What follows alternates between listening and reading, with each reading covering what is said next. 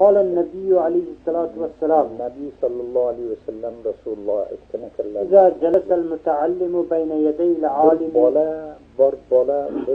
bir talib ilim bir olimni oldilarida o'tirib ta'lim olish uchun o'tirar ekan, cho'kachishib o'tirar ekan. Xo'p, فتح الله تعالى له 70 بابا من الرحمة.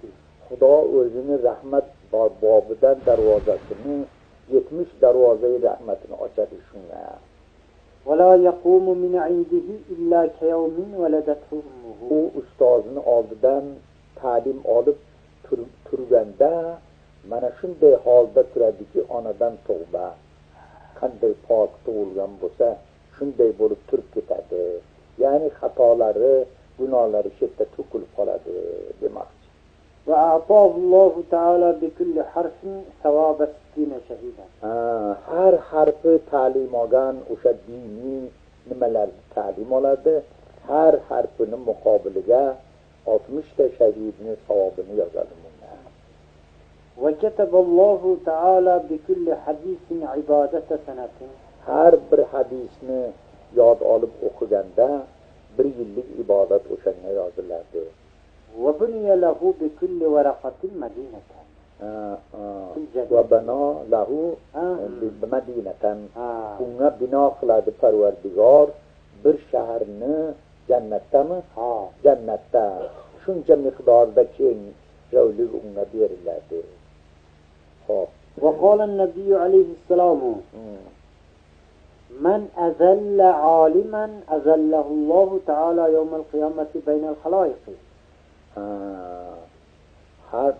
Har bir kishi bir olimga ozor bergiday bo'lsa, xo'p, Xudoy taolo xor qilishlik, tahqir qilishlik deydi. Azallahu taala. Xudoy uni xor qiladi yawmal qiyomatmi? Baynal xaloyiq. Xaloyiq o'rtasida o'zini xor qiladi Xudo. Ko'plar shunga mubtalo bo'lyapti. Shu ustozini norizo qilgan shogirdlarini ko'pini ko'rasinki, xorlikka uchrab qolyapti. Xalqni o'rtasidagi obro'yini yo'qotib qo'yyapti. Bildingizmi? Hech kim uni ikki pullik qadr qilib qiymat qilmay qo'ydi. Bu hammasi qayerdan kelib chiqdi? Ana shu o'zini ustozini tahqir qilganligi arkasida. Xo'p. وقال تعالى استعيذ بالله من آية مستقبل حديث قدسي من لم يرضى بقضائي ولم يصبر على بلائي ولم يشكر على نعمائي فليخرج من تحت السماء وفوق الأرض فليطلب ربا سوايه. Ana bu hadisi qudsi deb shunday hadisni aytadiki, Rasululloh Xudoning tilidan rivoyat qiladi. Xudo shunaqa deyapti. Bu oyatdan tashqari bu. Oyatni u kalom ham Xudoning kalomi, u mutawatir darajaga yetgan. Shuning uchun u Qur'on deb yozilgan unda. Bular mutawatir darajaga yetmagan. Bu go'yo xabar vohid bu. Lekin Xudodan rivoyat qilib Rasululloh Xudo aytyapti deydilar. Mana shunda Xudo aytgan ekan, har kimki meni balomga sabr qilmasa, bergan nimamga rozi bo'lmasa, meni ne'matlarimga shukr qilmasa, bu meni yerimdan chiqib ketsin boshqa. Falyatlub robban sivoya. Mendan boshqa Parvardigorni istasin u. Degan so'z ekan bu. Lekin hamma Xudoning bandasi bo'lgandan keyin Parvardigordan nima kelsa bosh ustiga deb qabul qilib olishimiz kerak. Biz banda bo'lgandan keyin bundan oshiqcha bizni bir narsa deyishga haqqimiz yo'q. Ana shu Xudoning mulki. روي عن النبي صلى الله عليه وسلم أنه قال إن الله تعالى إذا أحب عبدا يقول لجبريل عليه الصلاة والسلام يا جبريل إني أحب فلان ابن فلان أحبه. Xudo birovni do'st tutsa, Jibril alayhissalomga aytar ekan. Ey Jibril, men falonini o'g'li falonni men do'st tutdim. Endi sen ham o'shani do'st tut. Xo'p. ثم يقول جبرائيل عليه السلام لأهل السماوات والأرض. Endi Cebrail aleyhisselam kelib osmondagi malaikalarga aytar ekanlar.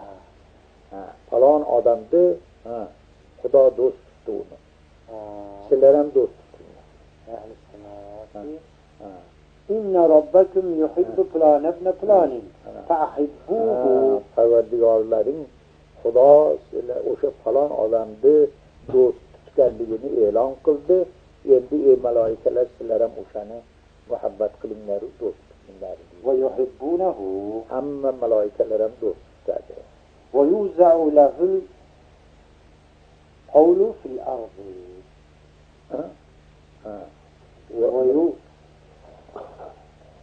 Va yuzi'u lahu qawla fil ardi. Endi yer yuziga ham oshkora qilinadi buni. Qiladiki, malaikalar yerga tushib, go'yo odamlarga ilho qiladiki, o faloni Xudo do'st tutgan, endi malaikalar ham do'st tutdi, sizlar ham endi do'st ko'ringlar deb ilhom qiladi odamlarga, mo'min odamlarga. Birdaniga hali odamni hamma birlar do'st tutib qoladi. Ana shu alomati shu. Va iza abghaza misl zalika. Agar yomon ko'rsa ham Parvardigor shunga o'xshagan bo'ladi. Falonini Xudo yomon ko'rdi, sizlar ham yomon ko'ringlar. Mana shunday. Qala an-nabiy alayhi salatu wassalam ta'am. Man arada minkum safaran fi dunya la yamshi bila zadin. Safar har kim yer yuzida safar qilgan kishi bezodi rohila safar qilmaydi. فكيف تريدون سفرا إلى الآخرة بلا زاد؟ Endi oxiratga safar qiluvchilar qanday bezodi rohila ega borasizlar? وقالوا يا رسول الله ما زادنا إلى الآخرة؟ Oxirat zodi rohilasi nima? قال النبي عليه السلام قوموا وصلوا ركعتين في سواد الليل. Kechasi turib 2 rakat namoz o'qinglar. لوحشة القبر. Qabrda vahshati uchun. وصوموا في الصيف لحر يوم القيامة. Ana yo'rg'o kunlarida, saraton kunlarida ro'za tutinglar, qiyomatni o'sha issig'idan qutulaman desalaring. وكان الصلاة شفيعا لملك الموت وجوابا لمنكر ونكير. O'sha namoz shafiy bo'ladi o'sha banda uchun, malakul mautga ham shafiy bo'ladi, boshqa ishlarga ham. وضياء في قبره. Qabrda nur bo'ladi. وفراشا تحت جنبه. Yonboshiga bir muloyim firash bo'ladi, bisot bo'ladi. وتاجا على رأسه. Qiyomat kuni boshiga toj bo'ladi. ولباسا فوقه. ومونسا في قبره فينام كالعروس إلى يوم القيامة.